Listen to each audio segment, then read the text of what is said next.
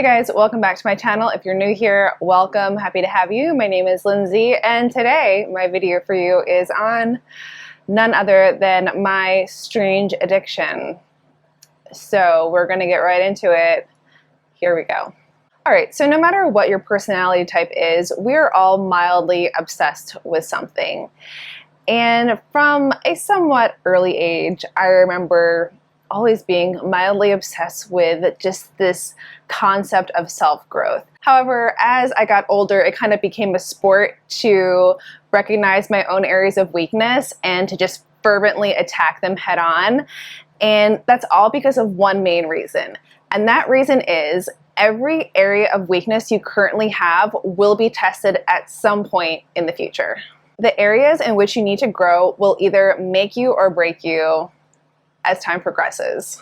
Sometimes it's easy to predict where your shortcomings might be, especially if you know where your goal is and you kind of see the steps you need to get there, but not all the time. And also the cognitive functions, your cognitive function stack in particular is super helpful in being able to see what you're not quite as good at. This is another reason why there is no best type, but there is only the right type for you, because if you are not the correct type in terms of your actual mind, then MBTI, personality, all of it will not do anything for you. And other times you will be in life and in a situation in which you will walk yourself into something, metaphorically, and if you had a different skill set or understanding or an additional one, it would have made your life a whole lot easier. I like to position my skill set so that I can make my life as easy and efficient as possible for any point coming up in the future. I remember back in high school, I used to call myself the laziest non-lazy person.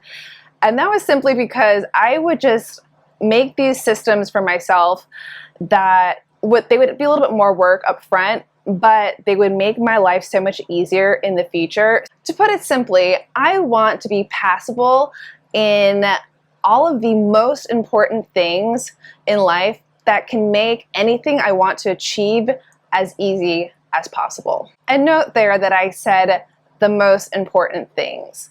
And that is because I am not trying to gain lots of skills and lots of understandings just for the sake of having them. I don't want to waste my time doing that.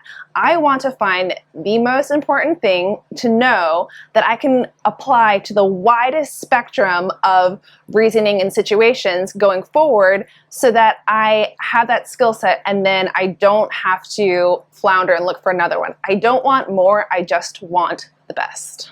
Again, I want to be doing the least amount of work in the sensory as possible. So what does this look like? It's time for a visual representation. Imagine you have all these blocks that represent skills and understandings in your life. Here are some of mine. All of a sudden, a thing comes up and you need to apply these skills and understandings in order to be able to do that thing. Great, so everything seems to be moving along smoothly until, yikes, reached a block with a missing skill set. It's okay, not all of us can know absolutely everything, right?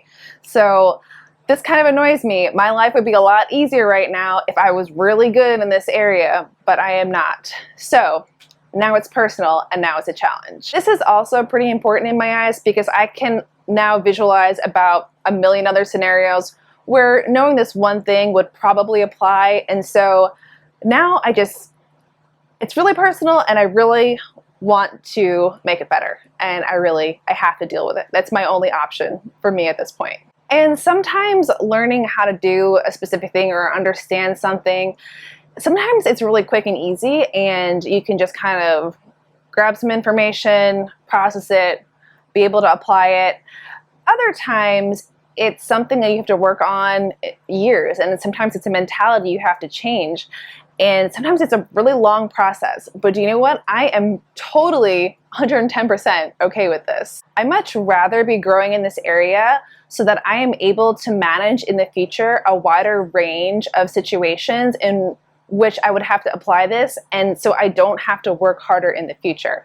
It makes so much more sense for me just to gradually chip away at it now, slowly become better at it. Even if a situation comes around in the not so distant future where I'm not quite as good at it as I would like to be, that's okay. I'm at least better than I was before, and it's going to require less energy. And then I can continue to work on it, and then the next time it rolls around, I'm going to be even better at it. So I'm totally okay at this long-term process. I could chip away at the same block for a very long time and be very happy with it if it is very important and will be very useful to lots of things in the future. So I work hard on the thing, I figure out how to do it, it becomes now a known block in my little block pile, and now peace has come back to the INTJ kingdom.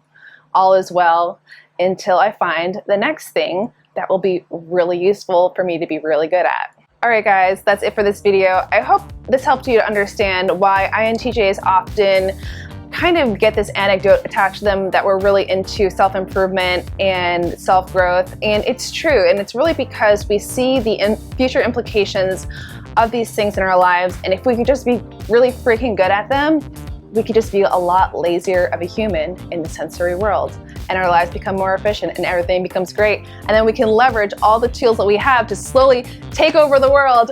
And I mean, it's not all true, but it's also all true.